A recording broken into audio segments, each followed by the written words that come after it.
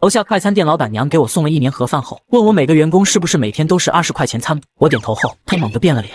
1人1天20，我加盒饭1人15，你员工1天少给我5块钱，1天差价就是100，整整坑了我2万6，怎么会有你这么黑心的人？阿姨，这餐补是公司给员工的福利，跟你没有关系吧？这周唯属我家饭菜干净，当初是你求我们送的盒饭，有本事你别在我家订了。他不仅给公司午餐断供，还联合周围商户集体涨价，要求公司把所有人的餐补打到他卡上。我二话没说，在写字楼里开了家食堂，一个卖盒饭的怎么敢坐地起价？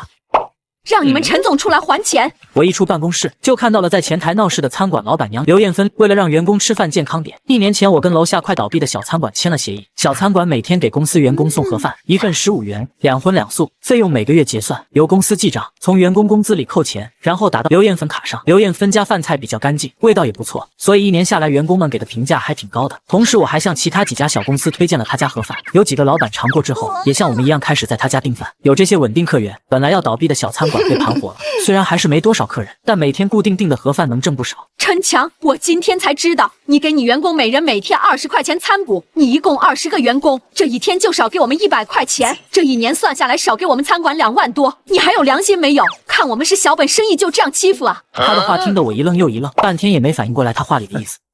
刘阿姨，你这话是什么意思啊？这餐补既然是补的是餐费，为什么要发给你们员工？应该发给你们做饭的人，也就是都应该给我们餐馆还钱。我眼前一黑，想了半天，勉强理解了刘艳芬话里的意思。本着以和为贵，我耐心给刘艳芬解释：阿姨，餐补是我给员工的福利，当初咱们说好的就是1份盒饭15块钱，该给你的钱都已经给了，这多出来的5块钱都跟你们餐馆没关系吧？怎么就没关系了？你们员工1天就在公司吃1顿饭，你给他们20，他们却只给我们15，这怎么算都不对吧？看他耍无赖的样子，我的怒意直达头顶，刚准备跟他对峙2句，手中的手机震了震。投资商秘书说投资商还有10分钟就要到了，让我下楼迎接。我们公司规模小，努力了半年才迎来了这么一个投资商，今天是个大日子，我没时间跟刘艳芬争论这事。阿姨，你要是觉得这钱不对，改天我再跟您好好算算，今天您先回去吧。说完我往电梯口走，没想到刘艳芬直接跑过来拽住我胳膊。陈强，你跑什么？你现在不还我钱，一会儿我就跟那个大老板要，他一定是个讲理的。你是故意今天来要钱的？刘艳芬每天都来公司送饭，又跟员工们相处的还不错，自然也听说了今天我们来投资商的事。看她一脸的小人得志，我顿时感觉心凉透了。刘艳芬老两口今年将近70了，老两口开餐馆是为了补贴自己的儿子，他们儿子在大城市买了房又生了2儿子，老两口起早贪黑是为了给儿子还房贷。这栋楼的房东是我妈，知道这件事后，我还去了一趟我妈家，求她少收点房租。老妈听了我的话，当即减了1大半。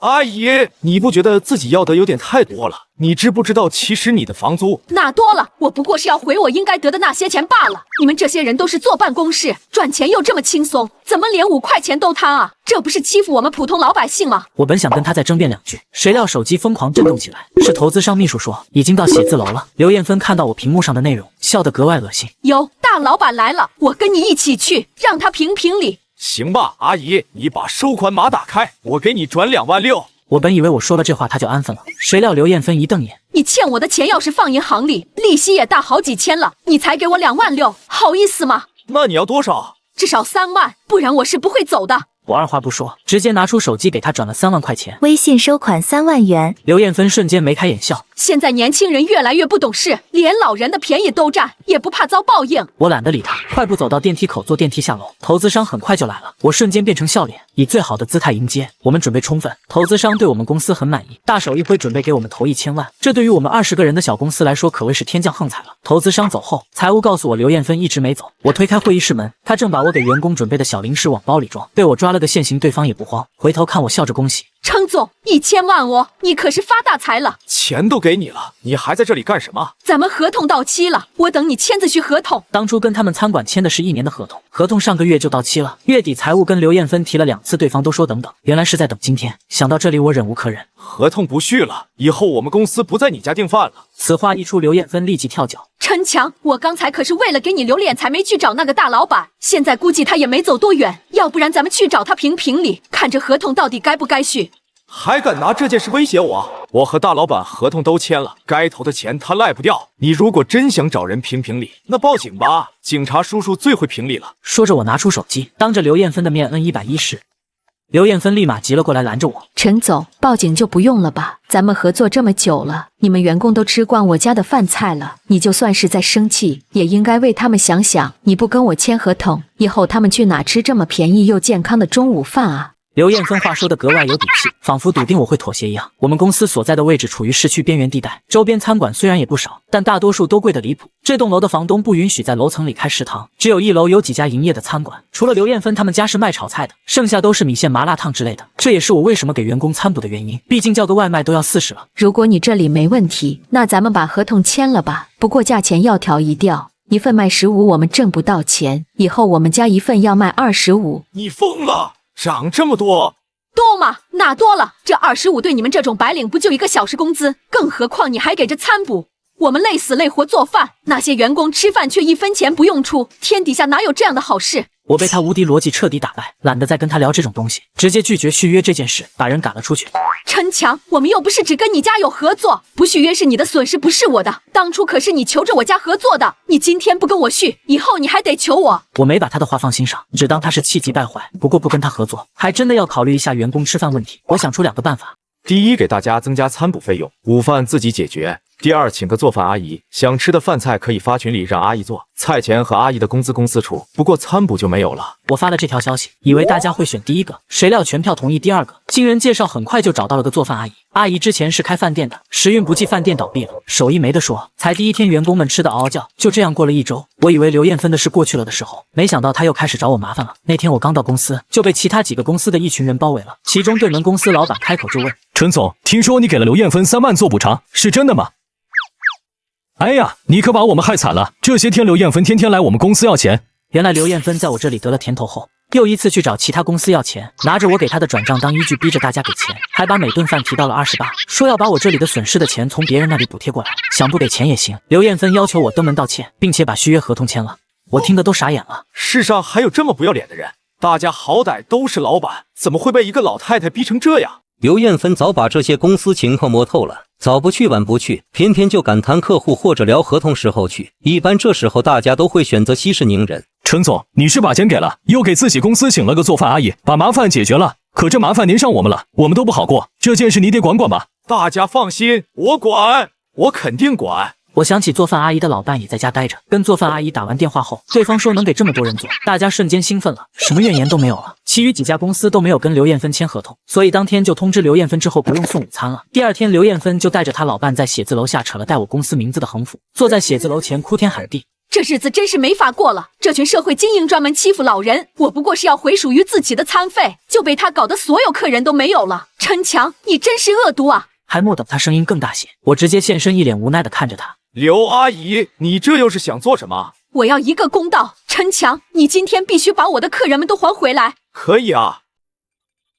你这些天还对我精神造成了打击，我要精神损失费。没问题。刘艳芬也许觉得我答应这么痛快是因为她把事闹大，所以更加得寸进尺。之前的合同也得续上，不然我就找电视台曝光这件事，让全国人民都评评理。不用你找，记者、警察和律师我都请了，很快他们就来评理了。听到我的话，刘艳芬老伴脸色明显慌了。陈总，大家认识这么久了，有话咱们好好说。你怕什么？我打听过了，咱们这扯条幅的事根本不大，就算警察来了也是调解，不会把咱们怎样的。更何况咱们岁数这么大了，丢脸又怎么了？光脚的不怕穿鞋的，他是开公司的，比咱们注重名声多了。听了这话，我不得不佩服这阿姨的心理素质。她这是摸准了比起前一般小公司更要面子，才能威胁那么多家公司。不过这次她要失算。阿姨，你想多了，我报警才不是为了你抹黑我公司形象这件事，我报警的原因是你敲诈勒索、入室偷窃。什么敲诈？什么偷窃？你胡说八道！我撕烂你的嘴！他还没碰到我，警察和我的律师就赶到了。阿姨，打人是犯法的。面对警察，刘艳芬瞬间就怂了。同志，这是个误会，我没打人，是跟他闹着玩呢。打人是闹着玩，敲诈是真的假的？当然是假的，我只是把属于我的钱拿回来，可不是什么敲诈。警察转过身还没询问我，律师直接把证据摆在警察面前，里面是刘艳芬到我公司以及其余几家公司闹事要参赌的视频，还有她在我的会议室明目张胆拿小零食的视频。看到这一幕，刘艳芬怒了：你可真是活不起了，拿你几袋小零食就成偷东西了。不问自取就是偷。小零食怎么了？那也是我花钱买的啊。从刚才刘艳芬骂我开始，这里就围观了不少人。听完来龙去脉，大家都感觉挺稀奇。公司发餐补是补贴员工的，怎么会有人觉得是补贴给餐厅老板的？这么大岁数了，还这么不要脸啊！果然坏人都变老了。眼见围观的人越来越多，警察直接把我们带回了派出所。警察开始劝刘艳芬把要我的钱还回去，劝我不要跟2个老人计较。我不还，这钱到了我手上就是我的，我凭什么还？他还我也不要。我之所以请律师来，就是不想和解，我要告到底。见这件事没有商量的可能，警察便冷着脸告诉刘艳芬，如果不和解，你就要坐牢。我拿的钱都是自己应得的，是不是欺负老人？他来来回回就是这么一套理论，只要是惦记他那点钱的都是欺负老人。后面警察也懒得跟他解释，问过我确定不想调解之后，把人带走关起来了。转折出现在刘艳芬儿子从大城市回来那天，他主动登门道歉，求我原谅他妈妈。刘艳芬儿子声泪俱下，说这段时间舆论给他造成了多大的影响，那些网友太厉害了，不但扒出来刘艳芬的店在哪，还把他儿子的工作单位也找出来了。我这才知道，刘艳芬儿子是在挺大的事业单位上班的，工作挺体面。这次舆论一出，他受到了很大的影响。陈总，您大人不计小人过，我父母岁数那么大了，经不起这么折腾。我受不了一男的天天哭着求我，便答应了和解。刘艳芬必须还钱加道歉，地点就在派出所。到了那天，刘艳芬却死活不乐意。我没错，这是我的钱，我拿自己的钱有什么错？妈，你有病了！这么闹，你知不知道你这么做对我影响有多大？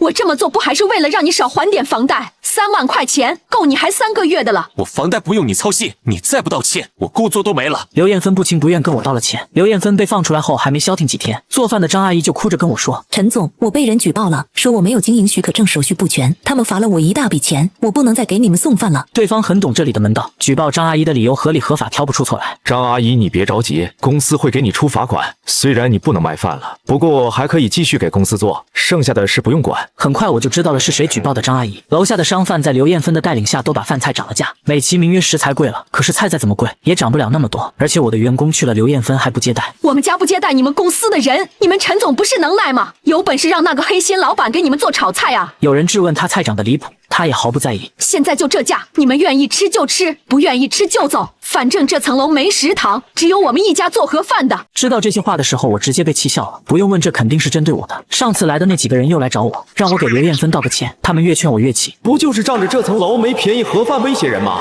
那我就让这层楼有盒饭，不仅有盒饭，我还建个食堂，气死丫的！我趁着这几天的功夫跑了一趟我妈家。老妈一开始并不愿意在写字楼里开食堂，她觉得油烟太脏。在我求了几次之后，她终于松了口。食堂一本万利，别把这件消息放出去，你可以自己把食堂接过来，妈给你投资。钱是有了，但我对餐饮没有太大兴趣。想着张阿姨以前开过饭店，有管理的经验，问她愿不愿意以技术入股。张阿姨想都不想就答应了。于是她开始跑手续看装修。张阿姨不愧是专业的，什么都给我弄得妥妥当。1个月后，中心食堂正式开业了。开业第一天，楼层所有公司都来捧场，就连刘艳芬带着楼下几个小老板也过来了。怎么会开了个食堂？旁边的小老板们也慌了。刘阿姨，怎么回事？你不是说这层楼的房东不允许在里面开食堂吗？这里面的东西可比咱们的便宜多了，以后肯定不会去楼下吃饭了。刘艳芬没接话，反而是找到一个员工。你们老板是谁？正巧我在旁边，听到这句话，我立即走过去。刘阿姨找我有事吗？你是这里的老板？对啊，不是你让我开食堂的吗？刘艳芬像是想到了什么，表情瞬间变得扭曲。原来是你搞的鬼，你诚心要砸我们的饭碗。陈强，你也太狠了，你是偷偷开的食堂，房东根本不知道。我们现在就去找房东，让他把你们公司赶出这栋写字楼去。在他的撺掇下，几个小老板也跟着走，可还没走出这扇门，就有人拦下他。刘阿姨，你别去找房东了，陈总就是房东。刘艳芬听到这句话，脸上的血色褪去。怎么可能？他不就是一个公司小老板，自己公司都要倒了。他如果是这里的房东，干嘛还要别人给他投资？我确实不是房东，因为这里真正的房东是我妈。刘艳芬傻眼了，半天说不出话来。不过上个月我妈把这层楼交给我管了，既然你们都来了，我也省得一个个通知了。从下个月开始，你们的店集体涨租。涨多少？涨到正常价。现在物价涨得这么厉害，你们的饭菜都涨了，这房租当然也要涨。这层楼地理位置好，租金也便宜。除了在这里工作的人，很多在附近逛街的人也会来这里吃饭。按理来说早就该涨了，可当初我觉得刘艳芬活得不容易，便求老妈能减就减点。老妈又怕只给刘艳芬便宜，周围商户找麻烦，便都一个价。如今听说要涨价，几个小老板怂了，立即来求我。陈总，您看你在这楼里开了个食堂，以后去我们那里吃饭的人更少了，您再把房租涨了，我们日子就更难了。对呀，陈总，咱们相处这么久了，也没闹过什么矛盾，大家都有感情。你和刘阿姨置气，别带上我们啊！什么置气？我是对事不对人。你们涨价时候不也没有考虑咱们之间的感情吗？更何况这件事也是我妈的意思，跟我关系不大。此话一出，这些人态度又低了一些。哎呦，陈总，实在不行，我们把饭菜的价格调回来，我们也可以给你公司供盒饭，你就别涨房租和搞这食堂了。那可不行啊，毕竟我可是个黑心商贩，哪有放着钱不赚的道理？这些人顿时苦了脸，回头骂刘艳芬把事做绝了，不但毁了自己，还连带着毁了他们。刘艳芬被指责的脸红脖子粗，站在那里反驳：我哪里知道他是房东的儿子？再说涨价不也是你们同意的吗？是你们说这层楼里的人挣钱轻松，饭菜不涨白不涨，挣钱的时候你们不说我好，如今要涨房租了，你们倒怪我了。眼见刘艳芬要被吐沫星子淹死，我瞬间心情大好。食堂开业之后收获了一致好评，饭菜种类多